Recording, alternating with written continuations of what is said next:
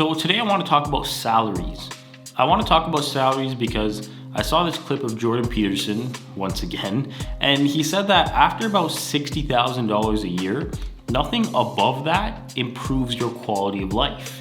So why work 80 hours a week? And that just got me thinking, like, first of all, this guy really doesn't miss. And second, what if he's right? So I got to work. I also want to preface this video by saying that I'm well aware that you probably can't survive on 60 grand a year if you have a family and a mortgage and stuff like that. So I'm just putting that out there. He didn't specify whether if it was for a family or for a single person, but let's just say he's talking about a single person because the other one isn't as feasible. But he makes an interesting point here. He claims that after making $60,000 a year, your quality of life doesn't improve after anything above that. According to this article from CNBC, there was a study that took place in 2010 by a couple Princeton researchers, and they found that after about 75 grand a year, people's emotional well-being didn't improve.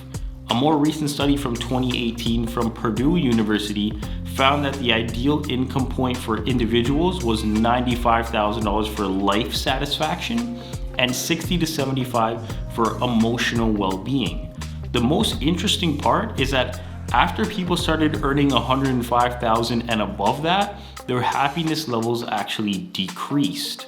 I think that in part has something to do with the type of job you have, for lack of a better word or term.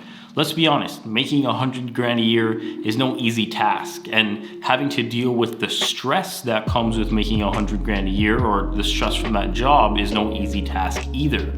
I think that, that's one of the things that I kind of look past or I taken for granted in all my jobs. So, it's public information that I've never made more than 35 grand a year. But the thing is that all my jobs have been easy. After about a week or two, I get into the groove and then it's all smooth sailing from there. I've never had to take home my work. I've never stressed about work. I've never had any work stress at all. And to be honest, that's something I'm very happy about. I can't even imagine how much stress people that make 80 or even 100 grand a year have to go through. And for the record, it's not like the more money you make, the more stress you have, because I feel like when you get into the executive positions of companies, it's pretty debatable, but that's a whole nother conversation for another video. I think it also comes down to people just having that evolutionary tendency to compare ourselves to other people. When we see that our neighbor got a new lawnmower, for example, we come up with all these reasons why we need a new lawnmower to try and one-up them or even keep up with them. But that won't do us any good. So okay, if you're sitting there asking yourself why you clicked on this video when you're about to click off and you're asking why I'm telling you all this information about why making over 60 grand a year doesn't improve your life much, then what is all this for? Well, the answer to that is why work 80 hours a week then? Why spend all this time working if my quality of life isn't going to improve after 60 grand a year? And at this point, I would even argue that striving to maximize my income and money isn't even worth it. Now, obviously, satisfaction is subjective. What one income might do for me might not even be half as much as the person that's watching this needs.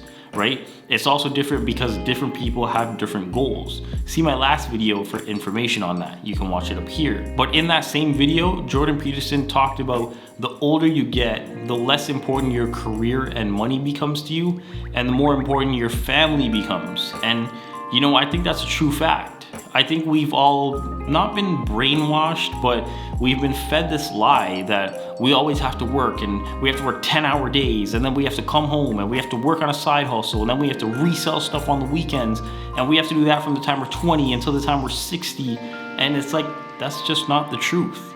You can't buy health. You can't buy love from your kids. You can't buy love from your significant other. It just doesn't happen. There hasn't been one person in the history of the world that wished on their deathbed that they worked more. I can almost guarantee that. Jordan Peterson said that the utility of your career peaks when you're around 35 to 40, and then it declines after that. And according to my research, that's also when you're at the height of your earnings, from the, kind of age 35 to 45 range. I guess after 45, your company would look into hiring younger people because they might be more technologically inclined. And if it's a shady company, they might hire someone younger who's hungrier, using the air quotes there, to do your job, and then they can pay the young person less because the young person is trying to pay their dues to get their foot in the door. After that, I guess you could say that your eyes open up, if that makes sense. I think your eyes open up because life starts hitting you. Maybe you have a parent that passes away because you're now getting into your midlife crisis. Your parents are reaching their 70s or maybe 80s. Maybe one of your parents gets sick, so it kind of gives you a wake-up call. Maybe you wake up one day and ask where the time went with your kids. It seems like they were just little kids one day going to school, and now they're going off to college, or they're starting high school, or they're in the stages of being a teenager and they're starting to talk back to you and stuff like that. You know how typical teenagers, behave. It seems like as soon as a major life event happens, that's when people really get perspective thrown into their lap, for lack of a better term. Now people look at time as way more valuable than money because you can't make back time. You can always make money, right? You can make $1 million and lose it and make $1 million again. But if you waste 10 years of your life, that's 10 years of your life that you're never getting back, right? Once you spend that 10 years, it's gone. So, maybe that's why the utility of people's careers start declining after 40, because they're realizing that maybe I don't need a high pay and high stress job when I can take a medium stress job and get medium pay. You see what I mean by that? You could also make the argument that COVID kind of made people wake up in a sense. That's why the Great Resignation is going on. People are realizing that killing themselves for a job isn't worth it in the slightest. And to be honest, it's good that people are finally realizing it. You can watch that video up here, by the way. But there was this comment on Jordan Peterson's lecture video, which will be linked down below, and I really resonated with that comment. Or not resonate, resonate is a bad word because that's you kind of relate, but I can see where they're coming from, basically. And the person said that for 8 years of their life, their dad pressured them into getting a 6-figure job. But now their parents are fine with them making, 50 grand a year because their dad spent all his life chasing money. And, that's exactly the point that I was trying to prove. This person's dad spent all his time chasing money, and then when his child was about to graduate, he probably had this epiphany, right? He came to a realization and he was like, wait, my kid is about to graduate. Why did I spend all this time working all these long hours for money and then I missed out on my kid's childhood? At that point, it probably wasn't even worth it for that kid's father. The kid's father probably has some regret, involved in that. But then again, people want their kids to live better lives than they did, so that's probably why they work all these extreme hours to provide for their kids. But the shitty part is that, you can only pick one of the options, and one of the options is, you see more of your kid's childhood and in turn probably provide them with less money, or you provide them with more money and in turn you see less of their childhood.